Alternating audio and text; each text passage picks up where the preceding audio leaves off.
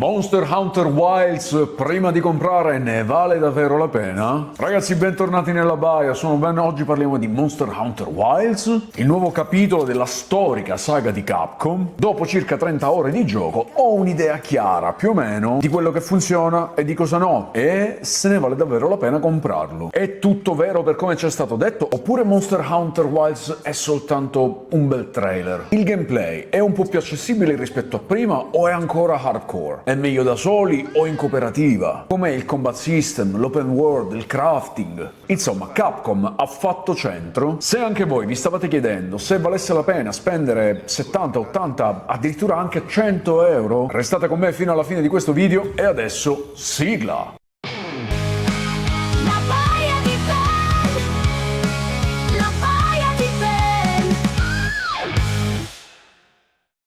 Iniziamo parlando del mondo di Monster Hunter Wilds, dell'atmosfera e delle sue ambientazioni. Fin dai primi minuti di gioco si capisce subito che Monster Hunter Wilds ha un colpo d'occhio molto emozionante. I paesaggi sono desolati, selvaggi, esotici, pieni di vita. Ogni angolo è vivo, pieno di creature perfettamente adattate in quegli ambienti, ognuna con i loro comportamenti unici. Anche questo capitolo ovviamente riesce a riproporre l'ambientazione e lo stile di Monster Hunter, ma richiamando anche dei riferimenti a Final Fantasy. Insomma, lo stile più o meno è quello. Personaggi carismatici, un mondo curatissimo nei dettagli, una narrazione molto più presente rispetto ai capitoli precedenti. Per quanto riguarda i personaggi, un po' stereotipati forse, però hanno carisma. C'è il classico mix tra tipi tosti super muscolosi, donne formose, che ci piace, però senza alcuna imposizione di genere. C'è spazio anche per chi cerca esperienze miste. Parliamo un attimo di una delle novità assolute, i Secret. Queste creature simili a dei Raptor consentono di spostarsi all'interno della mappa enorme in maniera automatica. Questo all'inizio può sembrare una cosa strana, anche se comunque siete liberi di muoverli come volete, però vi renderete conto che questo movimento automatico ha un perché. Innanzitutto per potersi guardare intorno e ammirare i paesaggi spettacolari mentre il Secret vi conduce automaticamente alla vostra destinazione. E poi durante il viaggio ci sono alcune cose da fare, per esempio raccogliere risorse o addirittura si potranno fare anche delle cacce in sella ai Secret. Verdetto sulla mia primissima impressione, ragazzi, dopo 30 ore posso dire promosso, il mondo è vivo e ben costruito. Ma parliamo un attimo di gameplay, combattimento e caccia, perché è qui che Monster Hunter Wilds si gioca tutto. Il combat system infatti è sempre il cuore del gioco e Capcom, anche in questo caso, non ha deluso. Innanzitutto ha delle similitudini con Final Fantasy per quanto riguarda lo stile, ma se c'è una cosa che non è per niente simile è il sistema di combattimento, che è in tempo reale, mentre in Final Fantasy abbiamo il classico combattimento a turni, anche se negli ultimi capitoli questa cosa è stata un po' rivoluzionata. Qui però si colpisce, si schiva, si para, il sistema di combattimento è molto tecnico e soprattutto ha una sua profondità. Il bello di questo stile è che si può fare anche uno switch tra diversi stili di lotta. Ogni arma ha più modalità di utilizzo, da quelle pesanti e devastanti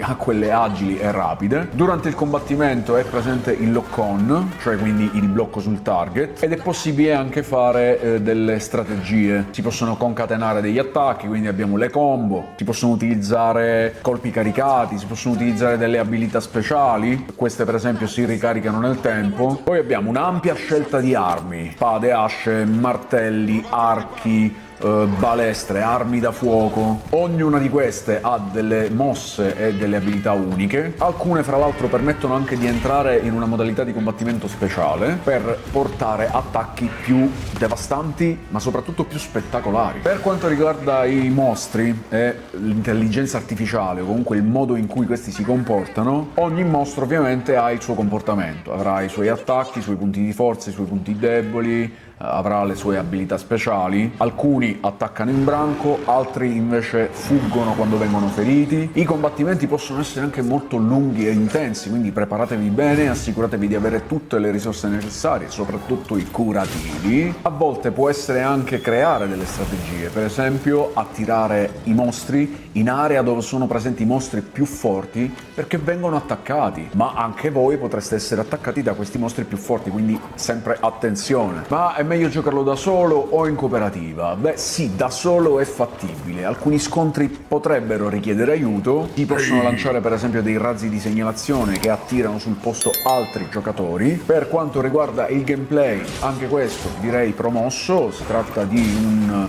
sistema ottimo ma molto impegnativo che richiede del tempo per acquisirne le meccaniche, soprattutto se siete dei novizi di Monster Hunter. Abbiamo anche crafting per quanto riguarda l'equipaggiamento e poi parliamo anche un pochino della progressione. Per quanto riguarda il sistema di crafting, si possono raccogliere materiali dai mostri per forgiare nuove armi e armature, c'è la possibilità di potenziare l'equipaggiamento per migliorare le statistiche e le abilità, quindi è possibile skillare sia il personaggio che il suo equipaggiamento. Le armature per esempio sono suddivise in 5 pezzi, ognuno di esso è personalizzabile. Abbiamo la presenza di un compagno felino, cioè nel senso la razza di questo compagno, si chiama proprio Felin, scritto in un modo un po' particolare. Anche la lingua che parlano, lingua felina, che non sono altro che dei miagolì, però compaiono i sottotitoli in italiano, quindi è possibile anche capire cosa dicono questi compagni e ci saranno anche dei dialoghi. Il nostro compagno sarà anche un aiuto durante le battaglie perché ci fornirà supporto in combattimento, oppure ci curerà, oppure andrà a raccogliere risorse per noi. Per quanto riguarda la progressione del gioco invece parliamo di un open world con una trama principale, però si può seguire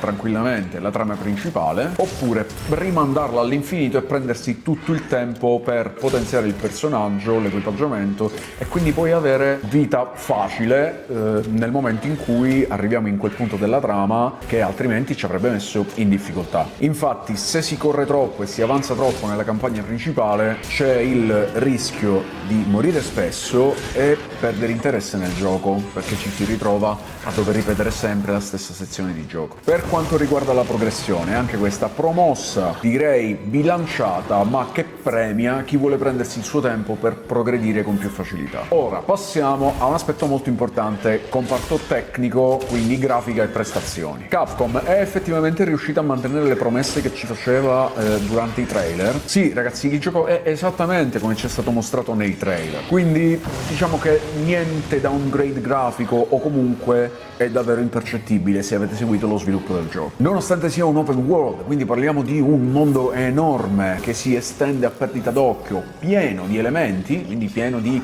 creature, elementi ambientali, altri personaggi, effetti grafici da ogni parte. Nonostante ciò non ho notato cali di frame, anche in quei momenti di combattimento intenso con molti elementi a schermo. Direi che è ben ottimizzato, su PC gira benissimo anche senza un hardware estremo. Io ho un Ryzen 7 5008X e una 3070 Ti, quindi non parliamo di un PC di fascia altissima, però non parliamo neanche di un computer già datato, mentre ovviamente su console il risultato è sempre ottimo per quanto riguarda la fluidità, però chiaramente c'è qualche compromessino tecnico da dover accettare. Anche per quanto riguarda il comparto grafico direi ottimo lavoro Capcom, nessuna fregatura al rilascio del gioco. Ma quindi vale la pena comprare Monster Hunter Wilds? Abbiamo un mondo vivo e spettacolare, combat system profondo e appagante, perfetto per il multiplayer in cooperativa, ma assolutamente godibile anche in single player. Crafting e sistema di progressione ben realizzati, ma richiedono tempo e impegno. Comparto tecnico solido e, ripeto, senza downgrade. Ha dei punti deboli? Sì, certo, quale gioco non li ha? Richiede molte ore per entrare nel vivo del gioco, quindi abbiate un po' di pazienza soprattutto all'inizio. Se non vi piace il farming potreste trovarlo ripetitivo fin dalle prime battute. Single player ottimo, perfettamente godibile, ma è meglio in cooperativa. E per quanto riguarda il prezzo, invece, se consideriamo che la versione standard costa 70 euro, mentre la versione premium, la più costosa, ne costa 110 forse, oppure 100 mi sembra, adesso non ricordo, effettivamente in base a questi prezzi non so se ne vale la pena. Però se considerate che io l'ho acquistato su Instant Gaming, prezzo la chiave di gioco, la versione digitale su Steam, mi è costato 50 euro e direi che questo è anche un prezzo ideale per un gioco del genere. Quindi se anche voi volete acquistarlo vi lascio il link nel primo commento. Instant Gaming, il miglior prezzo di sempre. Utilizzate la chiave se siete certi di volerlo comprare, quindi se conoscete già gli altri Monster Hunter e volete cominciare a giocare con Vice, perché ricordatevi che solitamente per l'acquisto di chiavi di gioco poi è un problema poter richiedere il rimborso. Quindi se lo volete provare con l'intento di poi chiedere il rimborso, allora prendetelo su Steam, però sono 70 euro di botta. Se invece sapete che questo gioco già lo stavate aspettando, vi è piaciuto quello che vi sto dicendo, a proposito mettete un like se il video vi sta piacendo e iscrivetevi se ancora non siete iscritti. Quindi se quello che vi ho raccontato vi soddisfa, corrisponde alle vostre esigenze e rispecchia quello che stavate cercando in Monster Hunter Wilds, e allora prendete tranquillamente la chiave, ve lo giocate tutto e risparmiate 20 euro, ragazzi. Detto ciò, fatemi sapere tra i commenti se lo comprerete oppure se lo state giocando e se siete d'accordo con quello che ho detto in questo prima di comprare. Se volete supportare la baia lasciando qualche doblone nel forziere, vi ricordo che lì in fondo sotto il video c'è il tasto super grazie. Dal Capitano Ben è tutto, vi aspetto nella baia per un prossimo prima di comprare e per una prossima avventura. Un saluto marmaglia. Ho ho!